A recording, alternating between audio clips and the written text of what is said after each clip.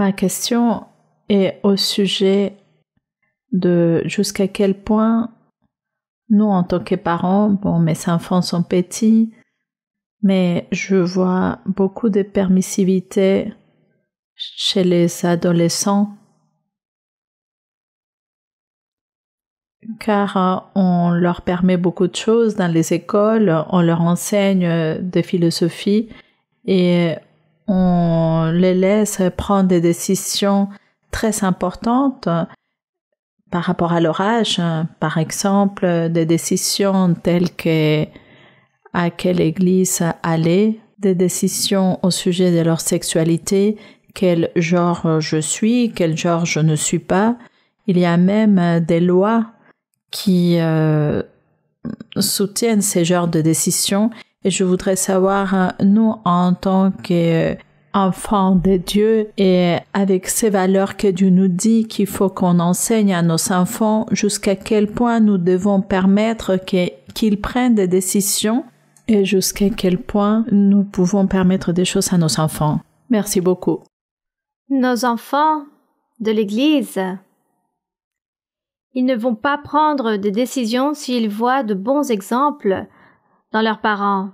Car si leurs parents ont des valeurs spirituelles, si leurs parents craignent le Seigneur, cherchent le Seigneur avec toute sincérité, la mère ou le père, parce qu'il y a des enfants qui vivent juste avec le père ou il y a des enfants qui vivent juste avec leur mère, et si leur progéniteur vient à l'Église et a des valeurs et a une vie abondante spirituelle, craint le Seigneur et s'est converti à Dieu, alors ils ne vont avoir aucun problème avec leurs enfants, car les enfants vont suivre l'exemple de leurs parents, la crainte de Dieu. Les enfants vont voir que papa et maman aiment Dieu, que papa et maman vont à l'église, que Dieu parle.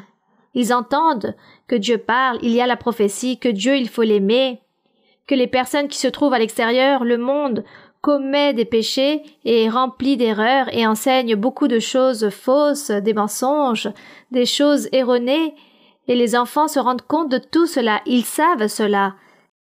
Et les enfants reproduisent l'exemple de leurs parents. Et si leurs parents sont des personnes spirituelles converties à Dieu, donc, le petit enfant ou l'enfant, dans leurs études, peu importe ce qu'on leur enseigne, des théories, ils ne vont pas les accepter. Ils vont obéir tout simplement à leur professeur, vont écouter l'enseignement et ils feront sûrement les devoirs aussi car ils doivent le faire.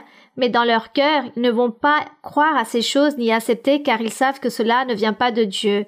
Car les enfants commencent à aimer Dieu lorsqu'ils voient que leurs parents aiment Dieu. Voici l'exemple. Alors ne vous inquiétez pas. Et lorsque l'enfant vient vous dire en disant « là-bas on m'a enseigné telle chose », alors on leur enseigne « cela n'est pas correct ». Dieu n'aime pas cela. Dieu se met en colère, il s'irrite à cause de cela. Cela n'est pas correct devant Dieu. Ils enseignent ces choses-là là-bas parce qu'ils n'ont pas Dieu, ils ne croient pas en Dieu. Mais toi, ne crois pas en ces choses-là. Écoute l'enseignement, la leçon, mais n'accepte pas cela, car Dieu n'aime pas cela. Et l'enfant va comprendre. Ils comprennent. Et ils savent faire la différence.